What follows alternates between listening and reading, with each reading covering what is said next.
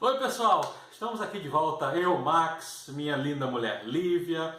Esse é o canal Maximizar, para quem não conhece. Eu lembro que no último vídeo eu estava agradecendo a vocês que deixam sempre comentários aí, que fazem perguntas, a nossa interação, falei muito da nossa interação. E aí eu pensei, logo depois que eu fiz o vídeo, eu falei assim, vou gravar um vídeo olhando os comentários, dar uma olhada nos últimos comentários e tentar separar alguns para falar, porque nem todo mundo lê todos os comentários, então acho que pode ser interessante para quem não leu tudo, poder ouvir algumas dúvidas comuns aí. A gente vai falar um pouquinho, contar de repente algumas histórias aí para reforçar aí essas nossas dicas e as respostas que a gente dá para vocês. Então vamos começar falando da repercussão do nosso vídeo da cozinha, que as pessoas ficaram um pouco revoltadas com uma coisa terrível que eu fiz, e eu sei que é terrível. Eu quebrei o macarrão. Então vamos lá, a gente separou algumas coisas aqui para comentar, até porque foram engraçadas as coisas. Porque quebrar o macarrão a gente sabe que não pode, mas a gente quis fazer, eu quis fazer, e aí deu uma repercussão, né? Por exemplo, a Simone Murari disse: "Você quebrou o macarrão, não pode ser!" Ris, ris, ris, ris, ris. O Jorge Bastos Malheiro já comentou: "Horror, espaguete não se quebra!" Eu sei, Jorge, a gente sabe, foi um lapso, tá? Mas a gente entende. E o Mário Garcia também disse: "Detalhe, sacrilégio por ter quebrado o esparguete." Sacrilégio, Mário, eu sei também. E de novo, foi um momento terapêutico, quebrar o macarrão. Vocês tentem depois vocês me deixem no comentário aí falando como vocês se sentiram depois de quebrar aquele macarrão. Então assim, a gente sabe que não pode, as leis da culinária reprovam isso, a gente sabe, mas foi só um momento de descontração e um momento terapêutico também. Foi só isso, gente, eu não quis ofender ninguém. O gosto ficou bom. Ficou bom, o que importa é a comida. Bom, esparguetes à parte, vamos seguir aqui com mais um comentário aqui. O Gabriel Pereira falou: "Olá, Max, estou indo para Portugal, vou desembarcar em Lisboa, porém preciso ir para o Porto. Estou indo com a mala de viagem internacional de 32 quilos, mais a bagagem de mão. Qual é a melhor forma de ir de Lisboa para o Porto?" Lívia, você tem alguma coisa para compartilhar? De Lisboa para o Porto, eu diria que temos 3 formas se você tem uma mala de 32 quilos, porque Ryanair ou EasyJet, essas empresas, já está fora de consideração, porque você vai ter que pagar para despachar a sua bagagem, né? E então, paga, acho que dá uns 40 euros, eu acho, né? 40, 50 euros, eu acho, por bagagem despachada, então já realmente não vale a pena. Eu acho que não vale a pena. Você também pode alugar um carro e aproveitar essa viagem de Porto até Lisboa, que a estrada é maravilhosa. Vai ser um passeio já legal assim que você chegar no país, porém o pedágio é caro. Pedágio de Lisboa para o Porto, a gente fez a viagem uma vez e foram 23 euros, acho, se eu não me engano. Pois é. Dá por aí, 23 euros. Foi mais 20 euros. Por outro lado, você pode parar em vários lugares interessantes. A gente passou por Fátima, não paramos em Fátima. Eu me arrependo até hoje de não ter parado em Fátima, porque a gente estava com medo de se perder, a gente não conhecia. Fátima, Coimbra. A gente estava muito pouco tempo aqui, então a gente não quis sair muito da estrada mesmo. Mas passa muito perto de Fátima, uma saída da estrada você já para em Fátima para conhecer.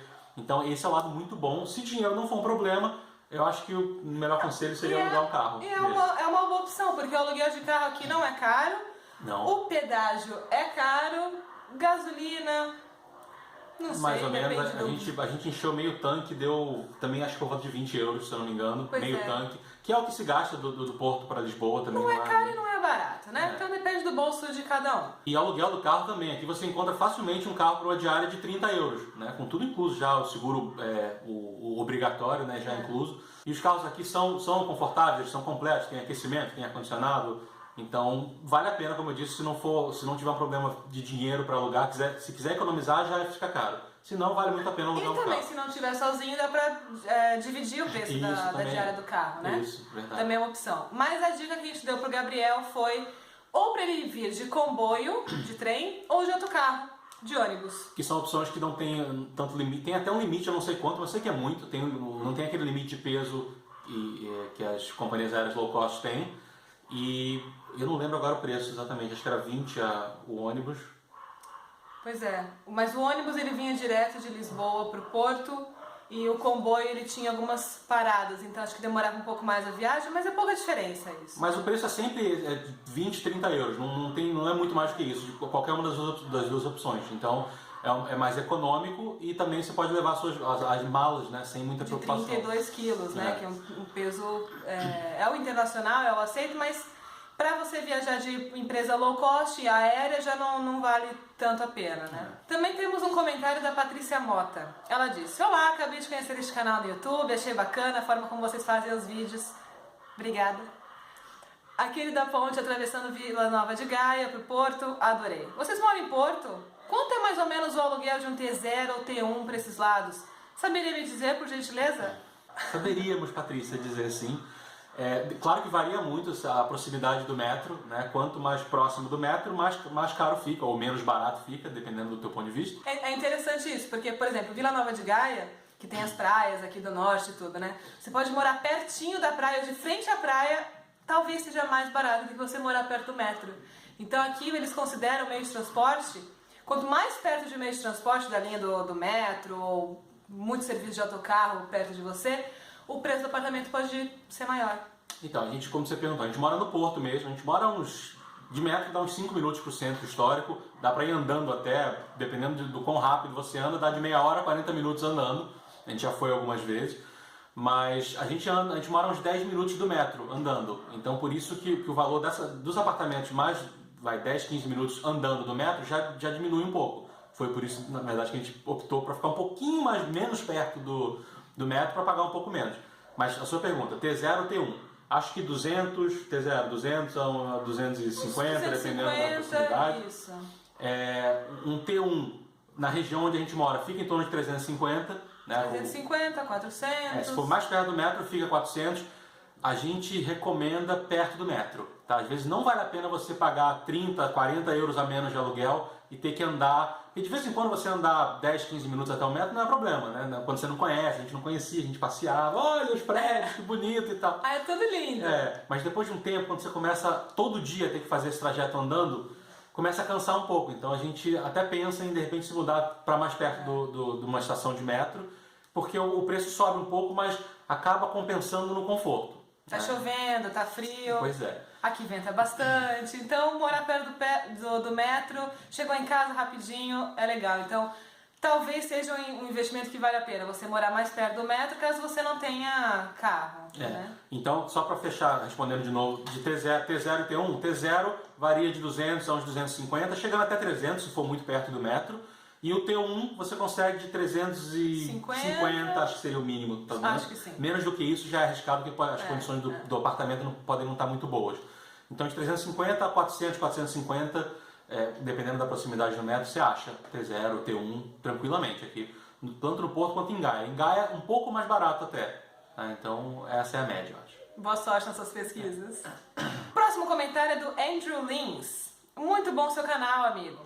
Para fazer esse tipo de trabalho voluntário na França, é preciso algum tipo de visto? Nós postamos esse vídeo já faz bastante tempo, já faz algum tempo. É um vídeo que a gente ficou 2 semanas numa casa de uma família no interior da França, trabalhando com jardinagem, a Lívia fazia parte de... Na jardinagem e ajudando na cozinha. Eu fazia o trabalho mais pesado, a Lívia fazia o trabalho pesado, mas sem ficar muito tempo no sol. Não, ela ficava também. Não, o bom é que era assim, se tava chovendo, eu podia ajudar na cozinha, enquanto eles tinham que ir lá pra fora ajudar a fazer o galinheiro e etc. Era pé na lama, trocar teto de galinheiro, mas trabalho divertidíssimo, terapêutico também. Vocês repararam que a gente procura muita terapia, né? Quebrar macarrão, trocar piso de galinheiro, tudo isso vale. O trabalho voluntário vale muito a pena, é uma experiência muito legal que eu indico a todos. Mas, voltando à pergunta do Andrew, que ele quer saber se precisa de algum visto específico. Não, Andrew, não precisa de visto, a não ser que você vá ultrapassar o período de 3 meses, que é normalmente o tempo de permanência que você recebe quando você chega no país. Então, basta você obter aquele para países da Europa, os brasileiros não precisam de visto, da União Europeia pelo menos não precisa de nenhum visto. Você vai passar na imigração, dizendo onde você vai ficar, você vai ter que dar o endereço, provavelmente, a carta, a negociação aí do trabalho voluntário, você vai ter tudo isso impresso, então você vai ter a documentação aí dizendo onde você vai ficar, então não tem que se preocupar com ser deportado ou coisa do tipo. Mas eles vão te dar só o carimbo lá de permanência, que costuma ser de 3 meses, não tem muito por que ser menos do que isso. E aí você tem que sair do país com menos de 3 meses, senão começa a incidir multa e tem alguns problemas que podem ser mais graves. Lembrando que é muito importante fazer o seguro-saúde, mesmo sendo trabalho voluntário. Então, às vezes tem algum seguro-saúde, seguro-viagem, que você indica que você vai fazer trabalho voluntário, porque dependendo do trabalho voluntário que você vai fazer, você vai ter que subir escada ou mexer com alguma ferramenta perigosa, não sei. Então é muito importante fazer o seguro-saúde. Okay? Mas o seguro, qualquer seguro de saúde de viagem já serve também. Não precisa ser, a não ser que você vai fazer alguma coisa, um trabalho voluntário muito radical, assim, você vai ter que experimentar. E sei tem. lá, até tem também. Mas não foi o nosso, né? A gente não precisou de nenhum seguro especial. A gente fez um seguro saúde normal de viagem pela duração que a gente ficou lá. Então, lembrando que se você tem passaporte brasileiro e vai fazer trabalho voluntário aqui na União Europeia, seja Portugal, Espanha, França, onde seja, você não precisa do visto. Só o seu visto de turista, aquela permanência de 3 meses, já está valendo. Se você for procurar trabalho voluntário no Canadá, nos Estados Unidos, na Austrália, aí sim você precisa de um visto específico. Qualquer país que você precisaria de um visto para visitar como turista, você vai precisar para fazer voluntariado também. Então aí você tem que correr atrás de documentação nos sites dos consulados para ver direitinho como funciona. União Europeia, nada, é só entrar em contato através do site. A gente fez pelo Workaway, a gente até fala um pouco, pode clicar aqui em cima para ver o vídeo que a gente fala sobre isso direitinho. E com essa documentação já serve como documento para você justificar onde você vai ficar. Essas são dicas adicionais que a gente está passando, né? Porque a sua pergunta era o visto, não precisa do visto. A gente saiu um pouquinho só, mas quanto mais informações melhor, até porque a gente já respondeu para você também aqui, Andrew, a gente já respondeu para você, mas isso é mais para quem está assistindo, ouvindo sobre esse assunto pela primeira vez, a gente acabou falando um pouquinho mais. Dica é sempre bom, né? Então. A Mico perguntou: Oi Max, ouvi dizer que os ônibus no Porto têm Wi-Fi gratuito. Você já experimentou se funciona? Sim, Mico, já experimentamos, usamos sempre o Wi-Fi do ônibus. A gente pega muito ônibus, autocarro, né, aqui. Acho que uma vez só comigo e uma vez com você que parece que o Wi-Fi não estava funcionando. Mas eles avisam, tem uma tela no ônibus, que é o ecrã, que avisa se o Wi-Fi não está funcionando ou não. É a mesma tela que a gente vê os pontos, os próximos pontos que vai parar e etc. Então a resposta sim, tem Wi-Fi, costuma funcionar muito bem. Então, é isso.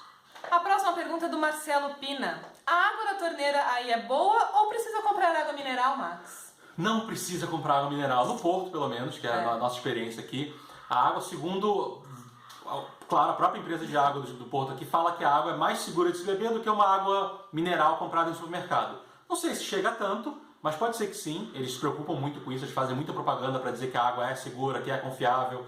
E a gente não compra água desde que a gente se mudou pra cá, né? Muito tempo. E estamos bem, não desenvolvemos nenhum tipo de pereba, alguma coisa, assim, cresceu uma orelha na cabeça, nada. Então, a gente acredita que sim, a água seja de muito boa qualidade, não precisa se preocupar com comprar água em mercado, que vamos combinar que ninguém merece ficar carregando água pesada. Né? É baratíssimo, mas o galão é pesado, né?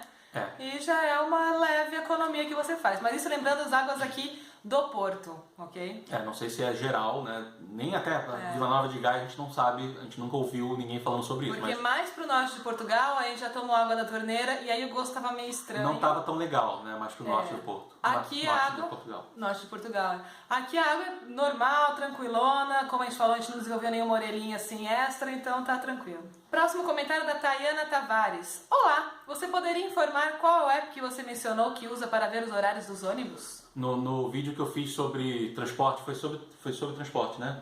Do metro, foi, não lembro. Acho que foi. Bom, enfim, eu mencionei um aplicativo que é que eles chamam de aplicação, que a gente usa, que é muito bom, né? Abre.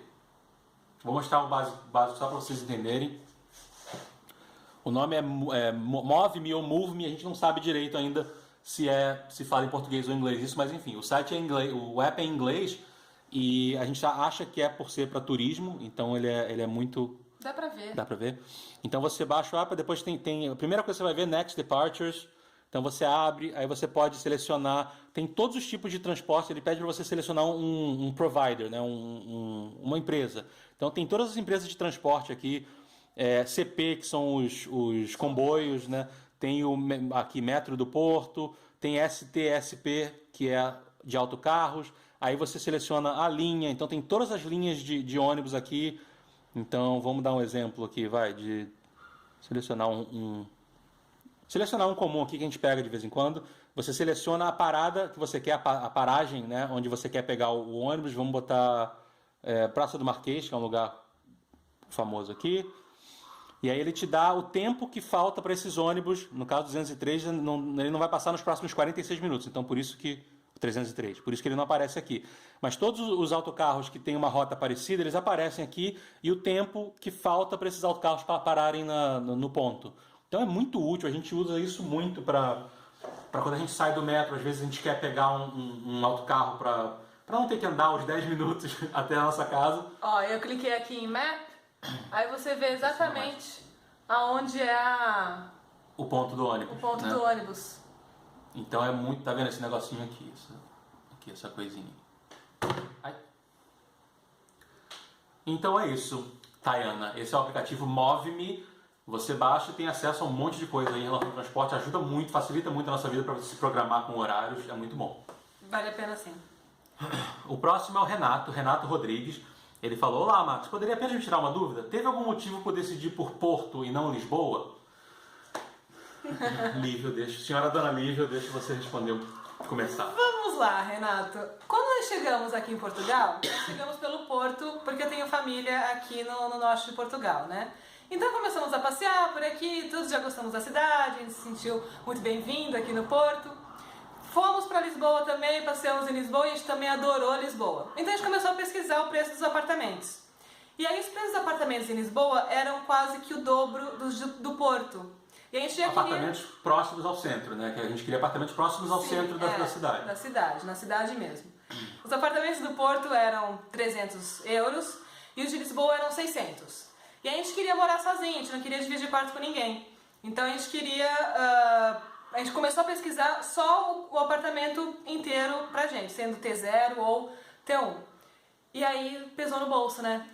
Então, Renato, escolhemos o Porto, basicamente por razões financeiras. E no começo isso pesa muito. Você está querendo economizar, você não tem emprego ainda, então você quer economizar onde pode. Então isso pesou muito. E claro, a gente conheceu mais o Porto do que Lisboa, né? A gente andou muito por aqui quando a gente estava pesquisando apartamentos e a gente começou a gostar muito da cidade. É mais calma do que Lisboa, tem menos gente, mas o plano inicial era Lisboa, na verdade. Mas o plano inicial sempre foi Lisboa. Então eu acho que a decisão que mais pesou, além do fato de a gente ter gostado muito do Porto, de conhecer melhor o Porto, os lugares, até onde ir para se divertir e tal, a gente conhecia mais o Porto, pesou bastante o preço do aluguel do Porto, pela média de aluguel aqui, a gente teria que morar bem mais longe do que no centro de Lisboa, bem mais longe do centro em Lisboa do que a gente mora aqui. Então isso pesou bastante. E aí cada vez que a gente ia lá para a ponte Dom Luís I, né, você se apaixona pelo Porto de novo. Aí você vai de dia, você se apaixona de novo. Você vai no Cais da Ribeira à noite ou ver o pôr do sol, você se apaixona de novo. Então o Porto conquistou a gente. É uma cidade apaixonante mesmo. Tem tanto lugar gostoso para ir e sem gastar muito também. Então tudo isso pesou, mas inicialmente, respondendo a sua pergunta, foi o preço. Tá? Depois, com o tempo, foi a cidade mesmo. É isso, minha gente. Espero que a gente tenha ajudado com dúvidas de outras pessoas, né? Além das que a gente já respondeu no próprio YouTube. E se curtiu, se foi útil, deixem o seu curtir aí embaixo. É sempre bom, ajuda muito o canal. Se quiserem mais dicas específicas de viagem também, deixa nos comentários aí pra gente, que se não for algo só do Porto, só de Portugal, se for sobre viagem em geral também, se a gente puder ajudar, a gente também faz um vídeo dando dicas pra vocês. E a gente vai ficando por aqui. Estamos curtindo o domingo de chuva aqui. A gente queria até ter saído para gravar. A gente tem pego muita chuva no fim de semana agora, então durante a semana a gente não está conseguindo sair para gravar. E quando a gente pode, no fim de semana, chove. Então a gente está tendo que gravar dentro de casa. E estamos curtindo o nosso frio aqui, como sempre. Está menos frio do que antes. Estava fazendo bem mais frio, agora já está menos frio, mas continua muito frio. Daqui a pouco vai ter pipoquinha com Netflix. Ah, sim. Então é isso, gente. Até o nosso próximo vídeo. Sempre um prazer falar com vocês. Um grande abraço, beijos para todos. Tchau, tchau. Até a próxima.